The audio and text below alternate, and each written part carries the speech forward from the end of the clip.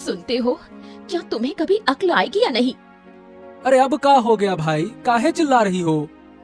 चिल्लाऊं नहीं तो क्या करूं? इस बारिश में जब सब लोग धान की खेती करते हैं, तुम तरबूज की खेती कर रहे हो। देखो, हमने सोच समझकर ही तरबूज बोया है। सोच समझकर बोया है? सुनो तो जरा, क्या सोचा था तुमने? हाँ, अब सुनो। बात ये है कि सब लोग जब धान की खेती कर रहे हैं तो ऐसे में तरबूज कम मिलेगा। तो हमने क्या सोचा कि अगर हम तरबूज लगाएंगे तो बढ़िया मुनाफा हो जाएगा। हाँ। तुम्हारा दिमाग खराब है क्या? बारिश। जगदीश की एक बेटी थी, नाम था दिव्या। दिव्या बहुत ही समझदार लड़की थी। वो गांव भर में घूम घूम कर लोगों की मदद करती थी। सुबह जब वो बुढ़िया के घर के सामने से गुजर रही थी तो देखा कि वो बुढ़िया रो रही है। अरे बूढ़ी माँ, आप रो क्यों रही हैं? क्या हुआ? मत पूछ बेटी, मेरे रसोई घर की छत गिर गई है। अब मैं क्या करूँगी? छत गिर गई? किसी से मदद मांगिए ना। कई लोगों से मांगी पर कोई मदद करने को तैयार नहीं। क्या? सुखी रहो। हाँ माँ, आप लोगों की दुआओं की वजह से ही मैं अच्छी हूँ। अब चलती हूँ, माँ चिंता कर रही होगी। ठीक है बेटी, ध्यान से जाना। हर दिन ऐसे कामों के लिए दिव्या को माँ की डांट सुननी पड़ती है। आज भी कुछ अलग नहीं हुआ। ठहर जा, वहीं खड़ी रह। बता, कहाँ गई थी तू पूरे दिन? माँ, मैं थोड़ी देर गांव में घूमने गई थी। तुम जानती हो मैं घर पर ज्यादा नहीं रहती। यही तो पूछ रही हूँ कि तू घर में क्यों नहीं रहती? क्या तुझे घर का कोई काम नहीं? घर का काम करने के लिए तो आप हो ही। मैं तो गांव वालों के काम में मदद करती हूँ। गांव वालों के काम करके तुझे क्या मिलता है? माँ, मुझे उनका प्यार और आशीर्वाद मिलता है। लोगों की मदद करने से बहुत सुकून मिलता है। बस कर, छोटी सी उम्र में इतनी बड़ी बड़ी बातें। अभी 15 साल की है और बात करती है जैसे 80 की बुढ़िया हो। रहने दो माँ, आज मत डांटो ना। तेरे बाप बेटी को लेकर मैं बहुत परेशान हूँ। एक है बहुत बेवकूफ, दूसरा बहुत चालाक। जरूर पापा ने फिर कोई बेवकूफी की है, उसी का गुस्सा मुझ पर निकाल रही हो। क्या करूँ मैं? तू खुद देख घर की हालत। गांव के इतने लोगों की समस्या हल कर दी, अब तक पापा को ठीक नहीं कर पाई।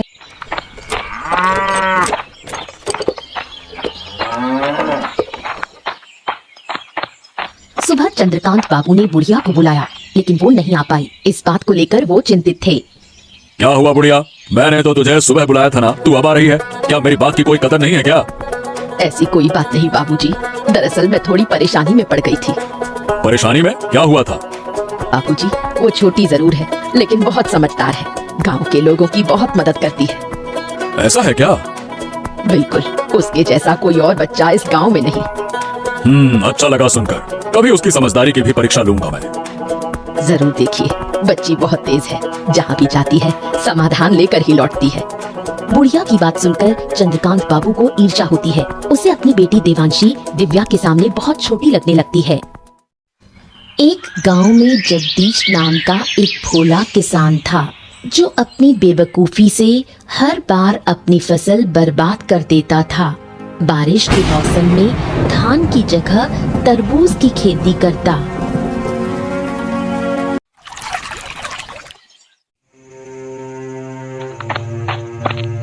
सुनो बेटी, तू जगदीश की उस छोटी लड़की को जानती है? किसकी बात कर रहे हो? उस दिव्या की? हाँ, उसी लड़की की बात कर रहा हूँ। जानती है ना तू? हाँ, नाम और चेहरे से जानती हूँ, लेकिन कभी आमने सामने बात नहीं हुई। अरे बेटा, लोग कह रहे हैं कि वो बहुत ही समझदार है। पूरे गांव की समस्या वही लड़की हल करती फिरती है। क्या कह रहे हो पिताजी? ये कैसे हो सकता है? उसकी उम्र ही कितनी है? ऐसा है क्या? मुझे भी तो बड़ा अजीब ही लग रहा है, लेकिन जो कुछ लोगों से सुना है, अब देखो वो झूठ नहीं लगता। लोग उस लड़की की तारीफ कर रहे हैं। तारीफ करने की क्या बात कर रही हो? ऐसा लग रहा है जैसे उसके गुणों का बखान कर रहे हैं।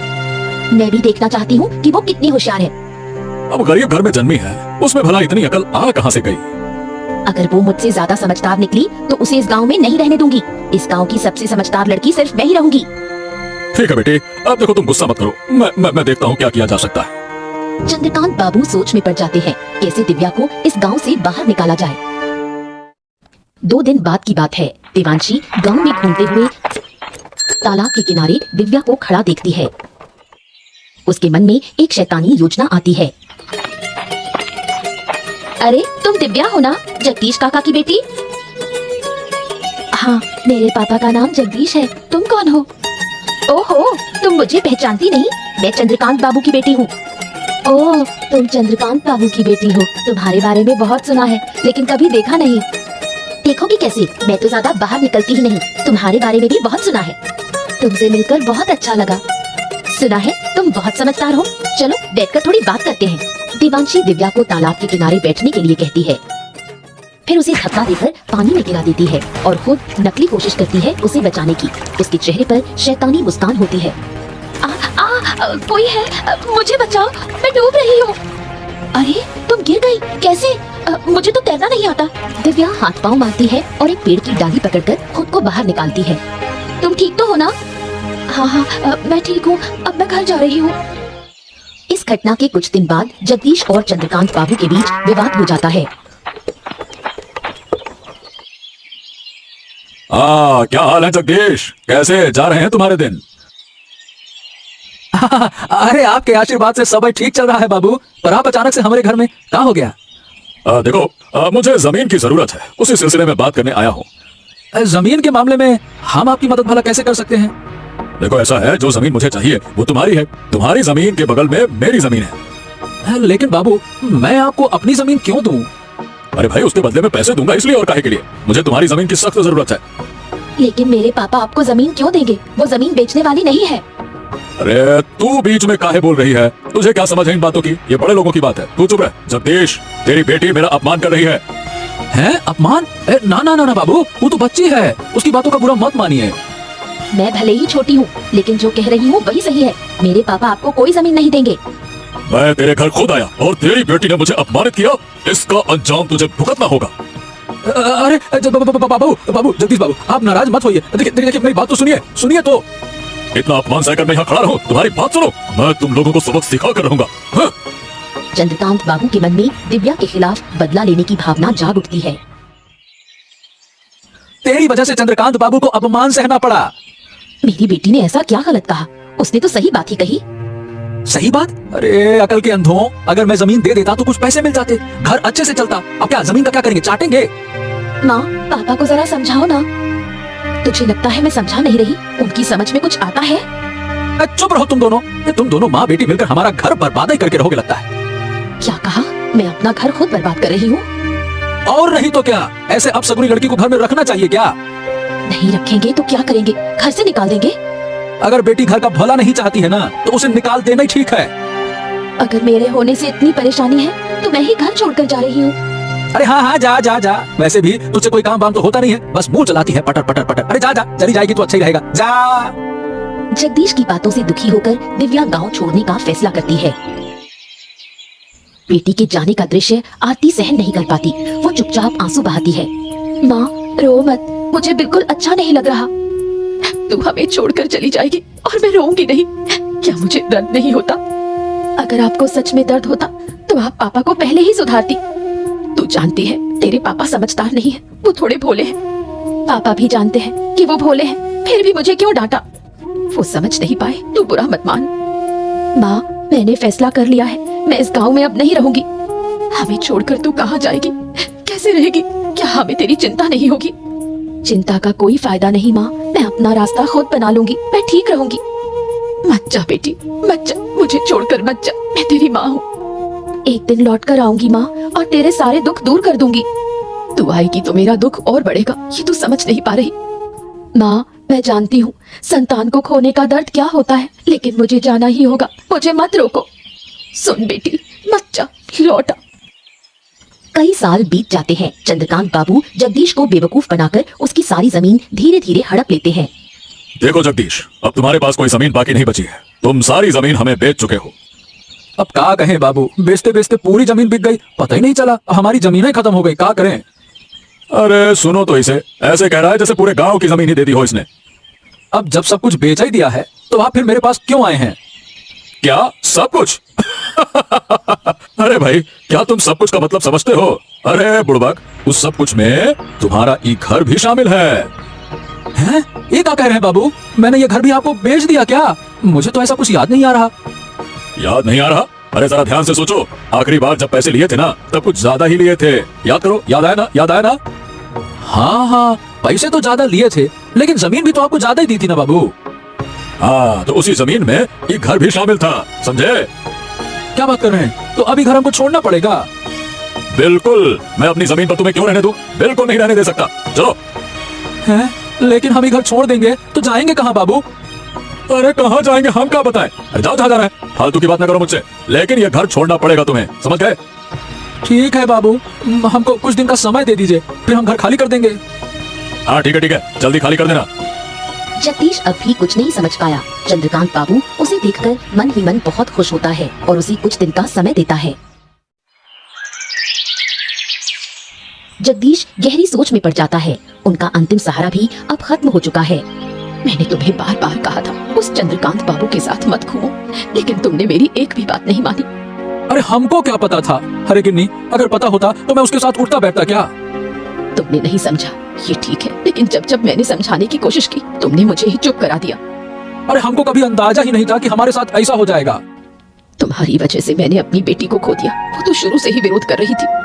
हाँ, अब जाकर समझ में आ रहा है कि मेरी बिटिया सही कहती थी। मैंने नाहक उसे गलत समझा इतने साल। क्या करूं, मेरी अकल ही मारी गई थी। तुमने उसे घर से निकाल दिया, अब उसका पाप तुम्हें भुगतना पड़ रहा है। मैं और सजा भुगतने को तैयार हूँ। मेरी बेटी न जाने कहाँ होगी, किस हालत में होगी। मुझे माफ कर दो मेरी बेटी। अब रोक कर क्या फायदा? सोचो अब आगे कहाँ जाएंगे? अरे अब तो कुछ सोचने की शक्ति ही नहीं रही। कहाँ जाएंगे, क्या करेंगे? तुम्हारे दिमाग में कभी कुछ चलता ही कब था?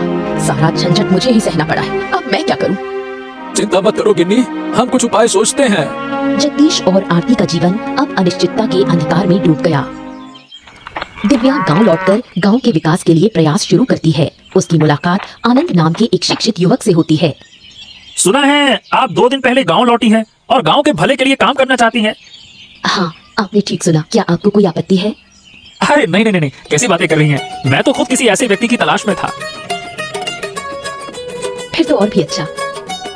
दरअसल मैं भी काफी समय से गांव के विकास के लिए कुछ करना चाहता था। अब आपको पाकर अच्छा लग रहा है। अब मेरे पास एक साथी है, आपके साथ मिलकर मैं और भी अच्छा काम कर पाऊंगी। हाँ हाँ जी हाँ, मैं भी तो यही कहना चाहता था। आप तो काफी समझदार हैं। तो आपने गांव के लिए क्या योजना बनाई है? वैसे मैंने अभी तक कुछ तय नहीं किया है, पर सोच रहा था कि अनपढ़ किसानों को कृषि के बारे में जागरूक किया जाए। हाँ, ये तो बहुत अच्छा विचार है। मैं भी कुछ ऐसा ही सोच रही थी। क्यों ना गांव के शिक्षित लोगों को साथ लेकर एक संस्था बनाई जाए। अरे ये तो और भी अच्छा होगा। इससे हम किसानों को और अच्छे से समझा पाएंगे और हमारी संस्था भी आगे बढ़ेगी। तो फिर मैं गांव के शिक्षित लोगों को इकट्ठा करता हूँ फिर। हाँ हाँ, जरूर कीजिए। उसके बाद मुझसे संपर्क कीजिए, मैं संस्था की शुरुआत करती हूँ। कई साल बाद जब चंद्रकांत बाबू को दिव्या की वापसी की खबर मिलती है, वो बदले की आग में जल उठता है। अजय, गांव पर ठीक से नजर रख रहा है ना? हाँ बाबू, सब ठीक से देख रहा हूँ। फिर भी तू मुझे ये नहीं बता पाया कि जगदीश की बेटी गांव में संस्था बना रही है। खबर तो मेरे पास भी थी बाबू, अब सोचा था कि आज ही आपको बताऊंगा। अरे नालायक, इतनी देर कर दी, तब तक तो गांव वाले शिक्षित हो जाएंगे। अरे बाबू, ऐसा थोड़ी ना होगा। क्यों नहीं होगा? अरे वो लड़की बहुत चालाक है, बचपन से चालाक है, मैं जानता हूँ उसे। अगर उसने किसानों को समझा दिया तो हमारा धंधा चौपट हो जाएगा। अच्छा, तो अब हमें क्या करना चाहिए? उस लड़की को सबक सिखाना होगा। लेकिन कैसे? अरे इसीलिए तो तुझे बुलाया है। अब सोच और कोई ठोस योजना बना, कैसे कैसे कर रहा है। चलिए तो एक काम करते हैं, उसके संस्था को तहस नहस कर देते हैं। हाँ ये ठीक है, लेकिन पहले उसके बाप से मिलना होगा। देखना होगा कि वो कुछ करता है या फिर नहीं। जब चंद्रकांत बाबू जगदीश के घर पहुँचे तो जगदीश थोड़ा डर गया। उसने सोचा चंद्रकांत बाबू शायद उसे घर से निकालने आए हैं। प्रणाम प्रणाम बाबू, आइए आइए आइए, अंदर आइए, बैठिए बैठिए बैठिए। हाँ, आज तुम्हारे घर में बैठने के लिए नहीं आया हूँ। देखिए, मैंने आपसे कुछ दिन की मोहलत मांगी थी बाबू। हाँ हाँ, मैं उस बारे में पता करने भी नहीं आया हूँ। मैं तुम्हारी बेटी के बारे में बात करने आया हूँ। हैं? मेरी बेटी के बारे में? क्यों? मेरी बेटी ने फिर से क्या कर दिया? सुना है कि तुम्हारी बेटी गांव में वापस आ गई है। हाँ हाँ हाँ, मेरी बेटी वापस तो आ गई है बाबू। सुना है वो गांव के किसानों के लिए अच्छे काम कर रही है। अब देखिए बाबू, इस बारे में हमको कुछ ना पता। मैं यही बताने आया था कि अपनी बेटी को काबू में रखो, नहीं तो अच्छा नहीं होगा। हाँ बाबू सही बताएं तो वो क्या कर रही है? हमको इस बात का कोई अंदाजा नहीं है। अंदाजा नहीं है तो क्या हो गया? बेटी को काबू में रखने के लिए अंदाजा जरूरी नहीं होता है। तुम कहो और वो मान जाएगी, बस। कहा कहे बाबू, मेरी बेटी ने तो पहले कभी मेरी बात मानी नहीं, तो अब कैसे मानेगी? वो समस्या मेरी नहीं है, तुम उसके बाप हो और वो तुम्हारी बात मानेगी। मुझे बस तुम्हें सूचना देनी थी, मैंने दे दी। लेकिन बाबू, अगर वो गांव के भले के लिए काम कर रही है तो इसमें समस्या क्या है? हमको ये समझ में नहीं आ रहा। अरे क्या कहें, वो जानने से तुम्हें कोई फायदा नहीं है। अगर सीधी बात है कि उसे नहीं रोका तो वो अपनी जान से हाथ धो बैठेगी। बस कह दिया मैंने। अपनी बेटी की बात सुनकर जगदीश अब मन ही मन ठान लेता है कि वो अपनी बेटी को किसी हाल में नुकसान नहीं होने देगा। गांव भर में जगदीश की बेटी की तारीफ सुनकर जगदीश और आरती गर्व महसूस करते हैं। देखा, मैंने कहा था ना कि हमारी बेटी एक दिन अच्छा काम करेगी, गांव के लोग उसे सम्मान देंगे। हाँ, अब तो मैं भी देख रहा हूँ, लेकिन पहले मुझे यकीन नहीं था। तुम्हारे अविश्वास की वजह से ही वो हमें छोड़कर चली गई थी। तुम्हारी बेटी इतनी समझदार है कि हमें छोड़कर भी सफल होकर लौट आई है। मुझे अपनी बेटी पर कितना गर्व हो रहा है ये मैं बता नहीं सकती। मुझे भी कम गर्व नहीं है अपनी बिटिया पर। अरे गांव में निकलते ही सब लोग कहते हैं, वो देखो दिव्या के पापा जा रहे हैं। तो फिर मानते हो कि मेरी बेटी अच्छा काम कर रही है? हाँ, कर तो रही है, लेकिन अब लोग उसे रोकने के लिए उठ खड़े हुए हैं। वो लोग उससे जलते हैं, लेकिन मैं अपनी बेटी को कोई नुकसान नहीं होने दूंगी।